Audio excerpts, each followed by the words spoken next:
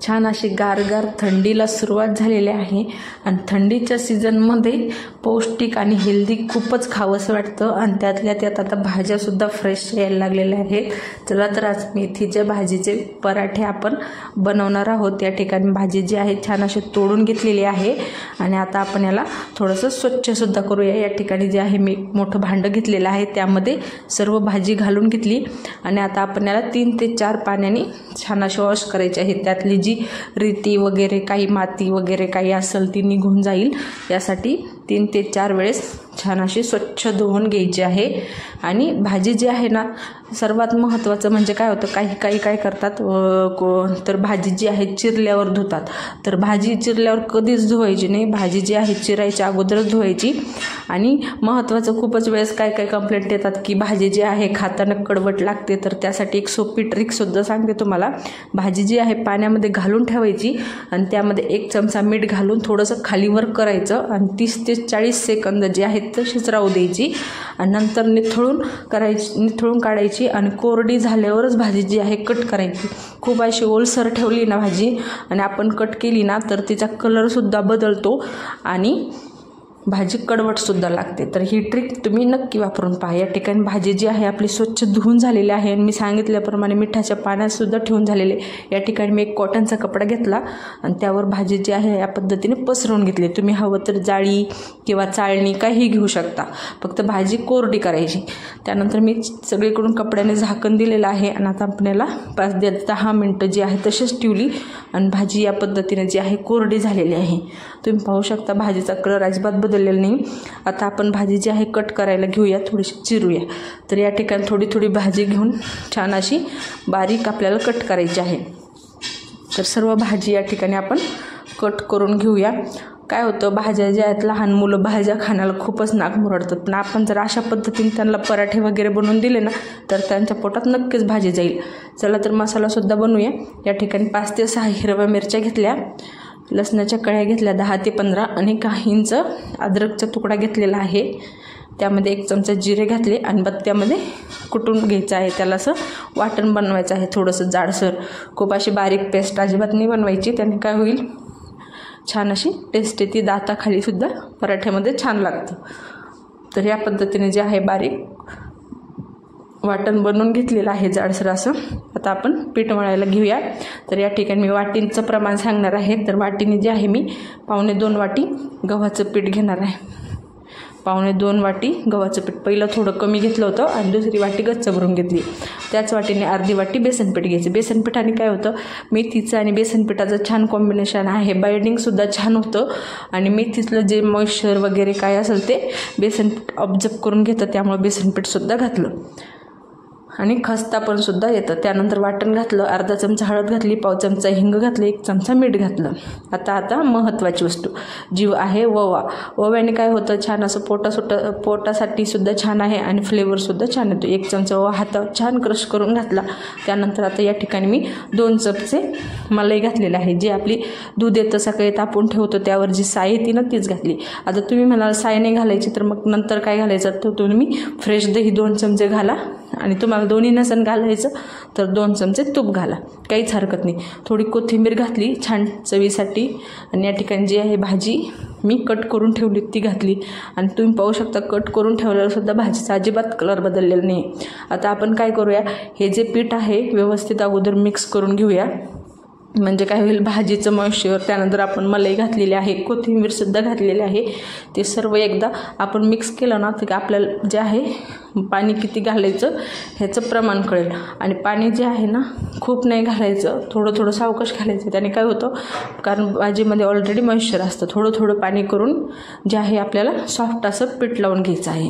आता इतकं सगळं पीठ मळण्यासाठी मला फक्त पाऊण वाटीचं पाणीचे वापर लागलेला आहे। तर तुमच्या इकडे वाटी कमी जास्त असेल, फक्त आपल्याला सॉफ्ट पीठ मळायचं आहे, खूप हार्ड अजिबात नाही मळायचं, कारण आपण जर हार्ड पीठ मळालं तर पराठे जे आहेत आपले कडक होईल, सॉफ्ट अजिबात होणार नाही।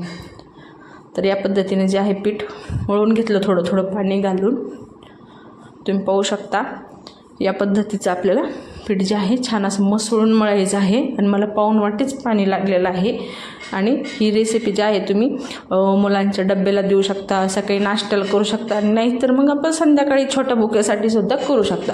त्यावर थोडंसं तेल घालायचं आणि या पद्धतीने थोडी पिठाला जे आहे मूठ मारून घ्यायची. या पद्धतीने पीठ जे आहे आणखीन मॉइश्चर करून घ्यायचं आपल्याला. याने काय होईल, पीठ जे आहे आणखीन सॉफ्ट होईल आणि पराठे जे आहेत मस्त असे सॉफ्ट खस्ता होतील. तर हीच आहे एक सोपी ट्रिक. जे आपण म्हणतो ना, आपण कधी बाहेर जातो तर खातो मेथीचे पराठे, तर आपण म्हणतो यांचे इतके सॉफ्ट कसे झाले, तर ते जे लोक असतात ना ही ट्रिक वापरतात. तर या पद्धतीने पीठ जे आहे मळून घेतलेलं आहे आणि तुम्ही पाहू शकता पीठ किती सॉफ्ट असं मळून खूप हार्ड नाही, खूप सॉफ्ट नाही किंवा खूप पातळसुद्धा अजिबात नाही. आपल्याला लाटता येईल असं पीठ मळून घ्यायचं आहे. आता आपण पिठाला एक 10 ते 15 मिनटं रेस्ट देऊया, म्हणजे काय पीठ जे आहे छान भिजेल. आणि या ठिकाणी 10 ते 15 मिनिट रेस्ट देऊन झालेले आहे आणि पीठ जे आहे छान प्रकारे मुरलेलं आहे, भिजलेलं आहे. परत एकदा आपण त्याला थोडंसं मसळून घेऊया, परत एकदा व्यवस्थित मिक्स करून घेऊया. त्यातला आता एक आपल्याला छोटा गोळा घ्यायचा आहे. आपण जशी चपातीसाठी घेतो तशा प्रकारचा एक छोटा गोळा घ्यायचा, हातावर गोल करून घ्यायचा आणि कोरड्या पिठामध्ये थोडंसं डिप करून घ्यायचा. थोडंसंच पीठ लावायचं, खूप जास्त लावण्याची अजिबात गरज नाही. आणि अशा प्रकारे पोळपाटावर थोडंसं दाबून घेतला. थोडंसं अगोदर आपण छोटीशी त्याची जी आहे पोळी लाटून घेऊया. त्यावर थोडंसं तूप लावून घ्यायचं आणि आपल्याला जो आहे त्रिकोणी पराठा बनवायचा आहे. यामध्ये मी तुम्हाला त्रिकोणी, चौरस, त्यानंतर लेयर्स असलेले सगळे पराठे मी तुम्हाला या ठिकाणी दाखवणार आहे. अगोदर आपण त्रिकोणी बनवूया. तर ह्या पद्धतीने घडी घेतली अर्धी आणि आता परत घडीवर घडी घ्यायची या पद्धतीने आणि हलक्या हाताने आपण दाबून घेतलेलं आहे. थोडंसं वरून पीठ घातलं, खूप जास्त पीठ अजिबात घातलं नाही. आणि आता पराठा जो आहे सगळीकडून व्यवस्थित लाटायचा. खूप जणांचं काय होतं, मध्ये जाड राहतो किंवा मग आजूबाजूला पातळ होतो, इथं मग मध्ये पातळ होतो. पण ज्यावेळेस आपण असा पराठा लाटतो ना तर एकदम बेस्ट होतो. कुठे कडक होत नाही किंवा कुठे खूप जास्त जाड होत नाही. याच पद्धतीने आपल्याला त्रिकोणची साईज आहे वाढवायची आहे. जे शेप आहे तोच तसा कायम ठेवायचा आहे. तर तुम्ही पाहू शकता बेलन जे आहे सगळीकडे मी व्यवस्थित चालवत आहे आणि तुम्हीसुद्धा असंच बनवा. तर या पद्धतीने इकडे तवासुद्धा तापायला ठेवलेला आहे. तवा खूप जास्त अजिबात कडक करायचा नाही, तवा हलका गरम करायचा. त्यावर पराठा घालून घेतला. 30 ते 40 सेकंद लागतात एक साईडची भाजायला. आणि या पद्धतीने पराठा फिरला की खालची साईड झालेली आहे. अशा प्रकारे पलटवून घेतला परत एकदा. आणि आता आपण याला छान असं तुपावर भाजूया. तुम्ही हवं तर मुलांना बटर वगैरे आवडत असेल तर बटरवर भाजलं तरी चालेल. आणखीन जास्त हेल्दी करण्यासाठी मी साजूक तूप लावलेलं आहे आणि साजूक तुपामध्येच छान असा भाजून काढणार आहे.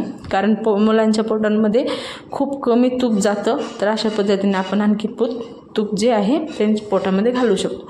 तर वरून खालून जे आहे छान असं तूप लावून क्रिस्पी होईपर्यंत मी भाजून घेतलेला आहे. तुम्ही पाहू शकता छान असा सोनेरी रंग आलेला आहे, गोल्डन कलर आलेला आहे आणि आपला पराठासुद्धा दिसायला एकदम त्रिकोणी शेप छान दिसत आहे. असाच आपलं छान असा खस्ता आणि क्रिस्पी एकदम सॉफ्ट पराठा तयार झालेला आहे. तुम्ही पाहू शकता.